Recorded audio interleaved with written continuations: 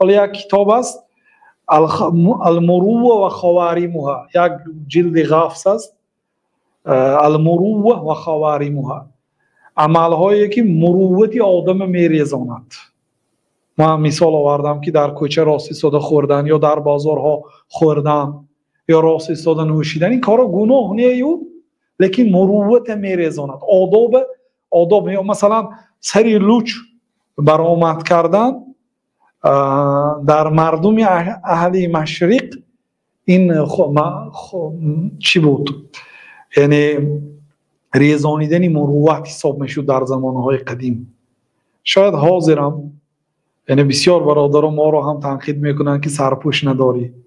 یک نواری چند روز پیشینه با سرپوش برآمد کردیم، کسی در زیر نوار نمیشست که به هر یک سله‌دار و تاقیچه دار باور نکنید ای مردم، این ملاها مردم را گمراه میسازد نوشته است. در دیگر نوارها می نویسند که برای چی سرپوش نداری تو، چه خیلی ملایی میگن. در مردم مغرب، یعنی مردم مغرب مراد می‌دارد مثلا اسپانیا پیش مسلمان ها در آنجا زندگی میکردند، اندلس، قرطبه، اینچنین مغربی حاضره، یعنی مراکش، اینچنین جزایر، تونس، مصر، موریتانیا، سودان، در این جاها یعنی بی سرپوش امامتی کردن یا برآمد کردن عیب حساب نمیشد. اما در جهت مشرق، یعنی در آسیای مرکزی، یعنی در افغانستان، هندوستان و بنگلادش و پاکستان، اینچنین در یک ناحیه های ایران، در این جاهاست به سرپوش حدیث گفتن یعنی مروت میریخت. یعنی شخصی که به سرپوش حدیث میگفت حدیثش قبول نبود. امام مالک هم یگان آدم به سرپوش ندید است در حیاتش، مگر هم در حج یا عمره، یعنی همیشه ساله داشتیم وقتی که کودک بودن. لیکن امروز افسوس که وقتی یک ساله‌دار رو میبینید غالبا یک خیانتکار رو میبینید، یک ساله‌دار رو میبینید یک آدمی که دین فروخته است.